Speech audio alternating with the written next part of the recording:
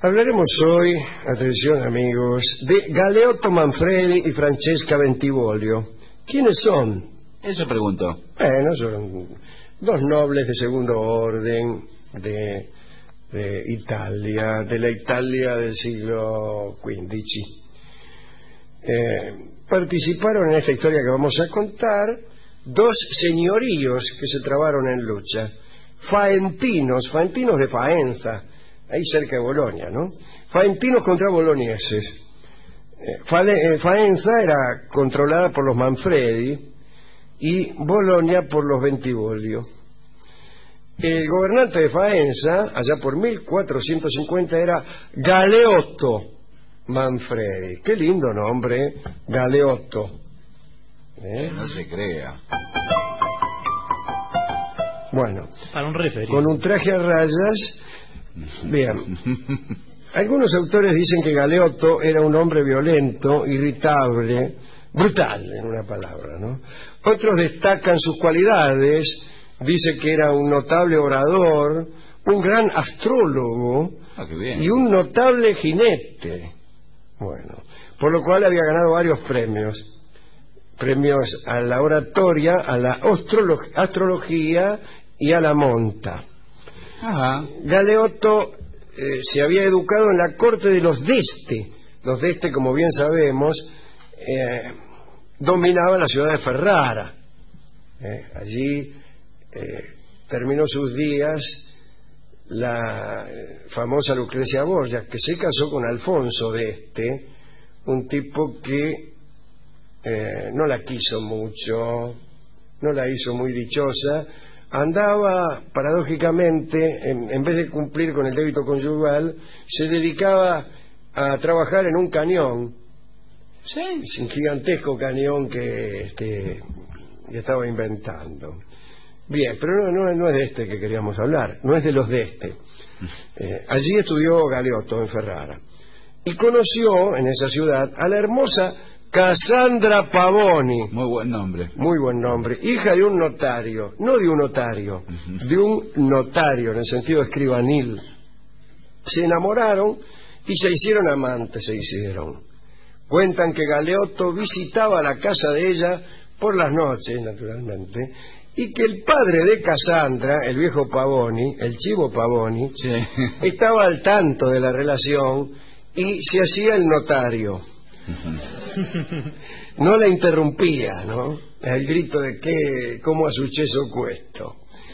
En realidad esperaba que su hija se convirtiese en la esposa del que era vástago de una de las familias más importantes de aquellos tiempos. Pero en verdad aquel casamiento no podía prosperar, puesto que Cassandra no era noble.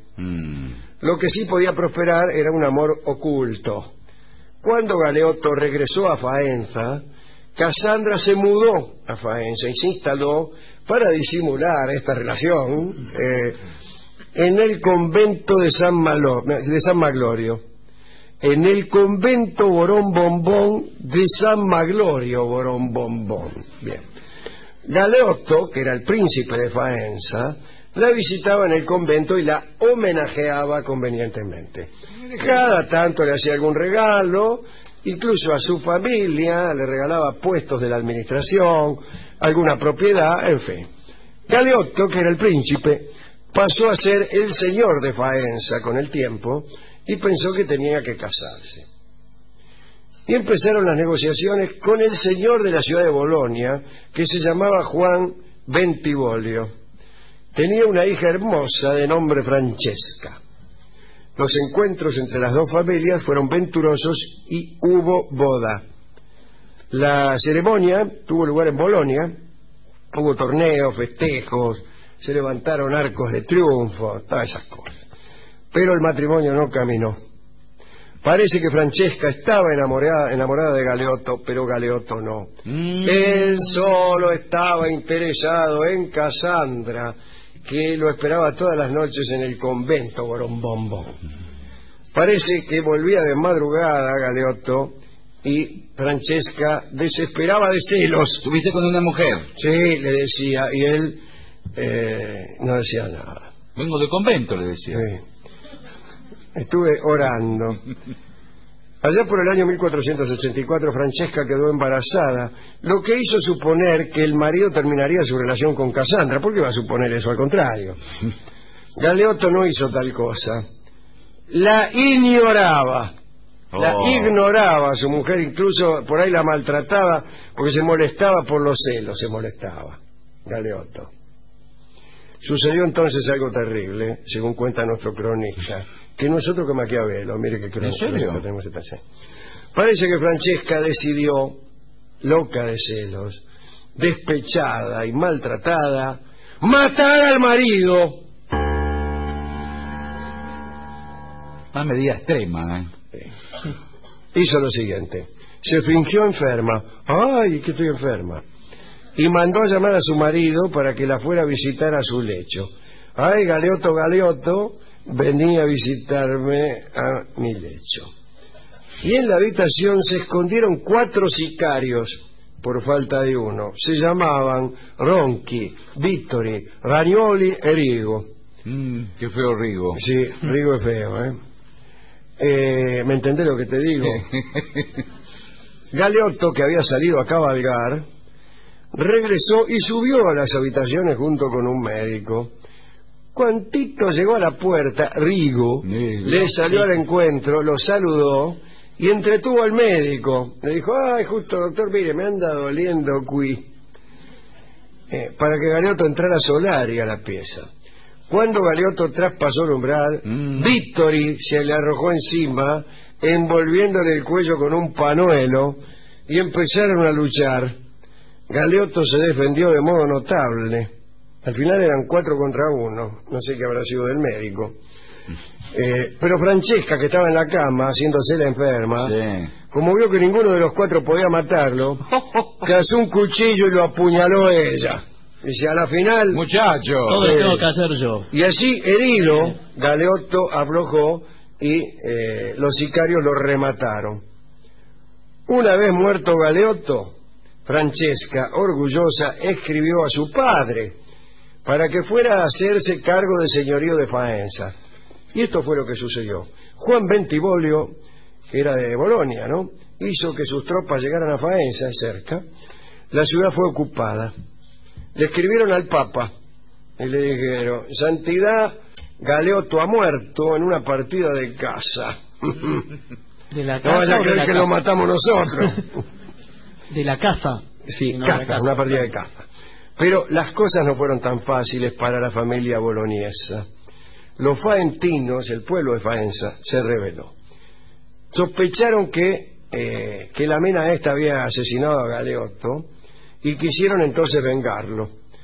Masacraron a las tropas boloniesas, marcharon sobre el palacio y atacaron a los asesinos. Francesca se dio a la fuga y se escondió en un convento. Juan Bentivoglio se escondió en el palacio, pero lo encontraron. Finalmente intervinieron los Medici, o sea, el gobierno de Florencia, y las cosas se calmaron. Se hizo un acuerdo, los bolonieses se retiraron, le perdonaron la vida a Juan Bentivoglio e incluso a su hija. Pero cuando iban saliendo los escupieron, los insultaron y les tiraron piedra, Bueno, no es nada al lado de morir en la horca. Pero en Faenza los 4 sicarios, Vittori, Rigo, Ronchi y el otro, fueron ejecutados, decapitados en la plaza pública y sus cabezas expuestas en el patio comunal. Y Cassandra Pavoni, y ahora me preguntan usted qué fue, Cassandra, la amante de Galeotto, se quedó viviendo en el convento hasta que se murió, de puro aburrida. Una vez que dejó de recibir las visitas de Galeotto, que después de muerto, imagínese, no recibió nunca más a nadie. No tuvo otro hombre. Y con ese antecedente, discúlpeme, la verdad que... Y el padre de ella, el Chivo Pavoni, no, pero ella no había hecho nada, estamos hablando de Cassandra, de la amante. Ah, claro, sí, sí. Juan Bentivoglio continuó gobernando su provincia junto a su hija Francesca, que esa lo dice usted, hasta 1506. Bueno, esta fue la historia, una pequeña historia de esta lucha entre los Manfredi y los Bentivoglio. ¿A quién dedicar esta charla? a mí, a Cassandra Pavoni y a su padre, el Chivo Pavoni, que esperaba acomodarse con el casamiento de su hija. Sí. Porque después a todos los demás te juro que asco me dan. Sí, los de las cabezas, pobres, quedaron con las cabezas puestas. La cabeza de Víctor y de Ronchi y de Rigo. ¿Y el médico? Que El médico cobardemente no puede haber pasado. abandonó. Víctor y lo entretuvo Sí, pero y después no se supo más nada. se fue el médico. Se fue, pero y yo quiero saber. Yo soy como Rolón, que siempre preguntaba esas Sí. cosas. Sí, el médico, ¿qué pasó con el médico, no? Es que todo el otro es una cortina de humo para ocultar Para el mí, paradero sí, del el médico. verdadero protagonista fue el médico. Sí. Para mí el médico andaba con las dos. Con Cassandra y con Francesca. Y Cassandra se quedó en el convento Borón Bombón de San Marolio, Borón Bombón. Me hizo acordar esa escena de que ella contrata a los matones. Ayer justamente vi una película, Cabo de Miedo. Sí. La primera versión, la de Gregory Peck. Yo vi Cabo de Risa, que es una cómica. Que el tipo... La primera no es la de Robert Mitchum, disculpe que lo contradiga. Sí, con Gregory Peck. Gregory Peck hace del abogado. El abogado. Claro, el abogado. Y Mitchum hace de Robert De Niro. Y el abogado contrata 3 o 4 matones para que lo maten al convicto. Y el tipo lo faja a los 4. Y por eso, a la hora de contratar matones, tiene que ser bueno. Sí, bueno, Y si matones. contrata 4 pichis, ¿para qué?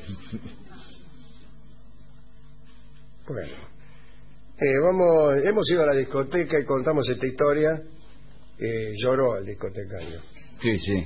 Lloró porque... Aparte no hay tangos con este tema. No, en realidad no. Pero después, sabiendo que esta gente era de la nobleza italiana, Sí. algo de la nobleza tiene. Sí, me dice, tengo nobleza de arrabal.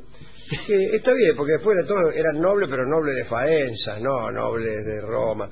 Aunque en aquel tiempo en Italia la nobleza estaba desparramada. Iba a decir algo terrible, pero estaba desparramada. Sí. Y entonces era como una nobleza arrabalera, como una aristocracia arrabalera, diría Ferrer. Nobleza de Arrabal se llama este tango, que va a cantar nuestra querida Nelly Omar.